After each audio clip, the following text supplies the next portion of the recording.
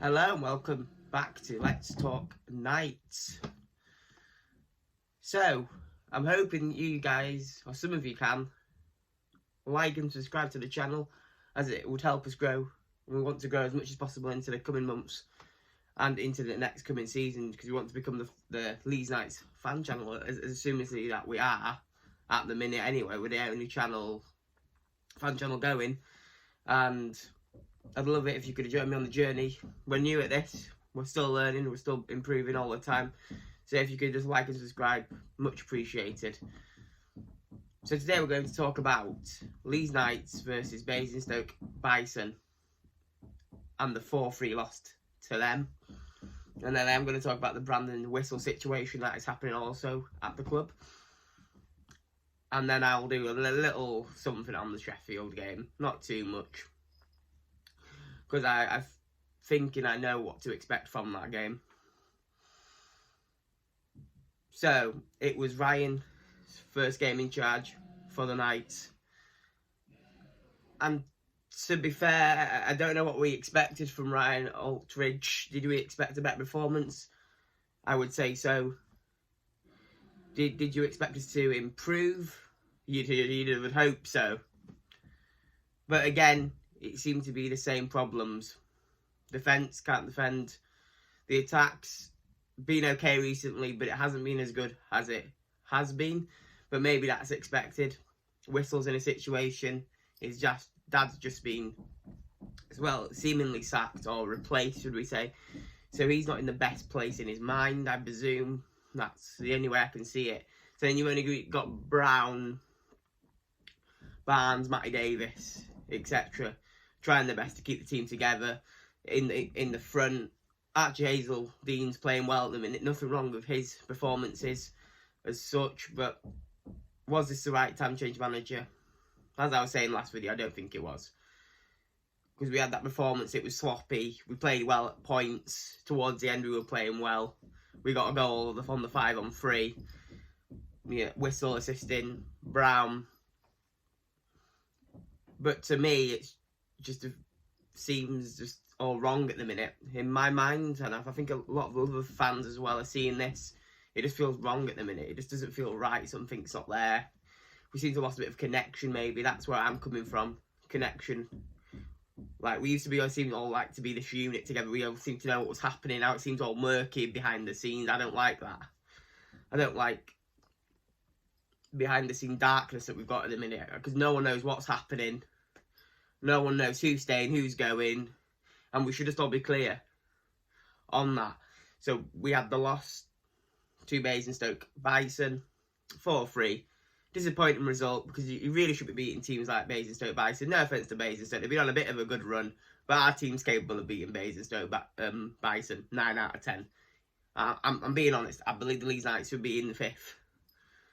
Maybe a bit higher. But it's the luck of the green hockey. Sometimes you're lucky, sometimes you're not. And at the minute, we're not getting any luck. But 9 out of 10, we should be beating Basingstoke Bison. No offence to them. They played a good game. They beat us. Fair play to them. So then we go into the interview with Ryan Altridge. And I'm going to be honest. I don't know if he's not used to doing interviews. Like, some people ain't. That's fine.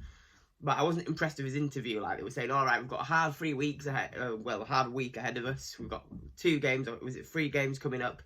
And he was like, so what are you going to do to, like, help us progress? The interviewer that was saying this to Ryan Altridge, and he was like, oh, we'll train once. Like, is that a good enough opinion? Well, we might train once. I mean, yeah, we've got games coming up. Maybe, you know, you need to get them into the tactic room for a bit, you know. Look at the stats and statistics and all that, etc. And look what they could be doing more right or less wrong. But he's saying we'll train once. Like, is that good enough when we're gone down to 7th in the league now? We're going to train once. Okay. And are you going to address the Brandon Whistle situation? You didn't address the Brandon Whistle situation, which if we're a unit and a family-friendly club with all this trust and is a unit as we're supposedly meant to be, but they've still not said anything on it. Brandon, I don't know what Brandon's doing this week. Like, no one knows. But at the game, he went off. He didn't go around the rink. Who knows what's happening with him? We know his dreams to play for Sheffield Steelers in the future. We all know this, and that's fine. He's a class player on his day, and we need him to the end of the season. In my opinion, anyway, because we're not going to get another star class 4 centre in, are we? To do what Whistle does. He does a cracking job with Brown. They know each other. They link up great, fantastically. And yet he didn't say anything on the Brandon Whistle situation. He was like, we're going to train once. Is this good enough? So if we're going to the Sheffield game, we've trained once. Sheffield are a good unit, good side. You know, they can beat us easily if they want to. They've got Bonner, Brammer, they've got many more players that can just boss us around. You know, I don't know what's going to happen in that game, if I'm honest. In the Sheffield game, anyway. It's not a clue, because I didn't think the interview was very insightful, or we didn't find anything out in any situations of any player or anything. I don't know if this is the right situation that we're in as a club at the minute. I don't see the direction we're in. I don't see it, like, it's all a bit of a mess. I don't know what's happening. No one knows what's happening. It just seems messy. Even the statement was a little bit messy. They just released it one day, like, he's gone now. Well, that's it, done, finished. You know, I don't know what's happening at all with this. So I'm going to go into the Brandon Whistle situation now. So Brandon is a quality player. He's on a two-way contract. He's obliged to play a two-way contract. So mostly for us, some for Sheffield Steelers, which he has been playing for the Sheffield Steelers recently, and he's been playing well and at a quality that they're looking at maybe into bringing him back into their fold, into their team, the Steelers anyway. And he's been playing really well for us. Like, not so well recently. Obviously, behind the scenes stuff's affected his play, and it hasn't affected Brown as much. But he's still been getting assists to Brown, and he's been getting the odd goal now and then. And I believe with the Brandon Whistle situation that we have, is does he want to stay now? The question is, I don't know. Like, we don't know, because the situation is so bizarre. Like, his dad's been fighting. It's a bizarre situation anyway, father and son work at the same club.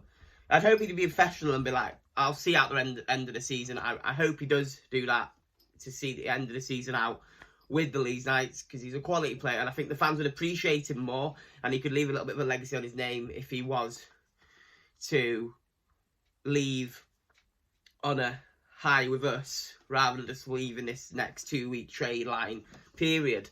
So I'm hoping he will stay and appreciate the fans as much as possible, because I don't believe we're going to do much for the rest of the season. I just think it would be nice for the fans to see Brandon Whistle one more time, or even on Friday if he plays one more game, has a game of his life, nice send off for Whistle, he skates around the ring one more time and says, I've done my bit, see you later. I would appreciate that from him. But Brandon Whistle's a talent for sure, and he's going to be playing the elite league for a long while to come. I believe that. He's put a lot of time and effort in to achieve his dreams, and you've got to appreciate that and everything he does for the Leeds Knights, and the Steelers are appreciating his efforts as well. So that's really the situation on that. It's a bit confusing. We don't know what's happening with that. Hopefully he stays. Brandon Whistle, if you do watch this, please stay for like the end of the season, because I think we'd all appreciate it as Leeds Knights fans if you did. And going on to Sheffield, I think it's going to be more of the same. I don't think we potentially could win this one with a bit more focus and a bit more drive. If it is Whistle's final game, he's going to be up for it. Obviously, he's going to be wanting to score and assist Brown. I'm hoping we have a good game. And if it is Whistle's last game, good luck at the Steelers. If it isn't, keep going. And keep going to the end of the season. We'll try and do the best that we can in what direction we're going in. No one knows. That's as simple as that. No one knows what direction we are going in. It's a mighty mess, Leeds Knights, at the minute. There's been no correspondence. Even the games have been getting down, like the Twitter feeds and all stuff on that. For the games were really good earlier in the season. We had like goals going in, how it was going the game. Now that's just all dried up. There's nothing on that either. I don't know what's happening. We seem to have lost it a little bit in terms of everything. In every department. It's weird. But yeah, I hope you enjoyed this Let's Talk Knights video. And if you want to have a comment on the Brandon Whistle situation, or how you think we're going to do against Sheffield, or what did you think of the result against the Bison, because I think that should have been a win. So yeah, I hope you've enjoyed this Let's Talk Knights episode, and I hope to catch you again.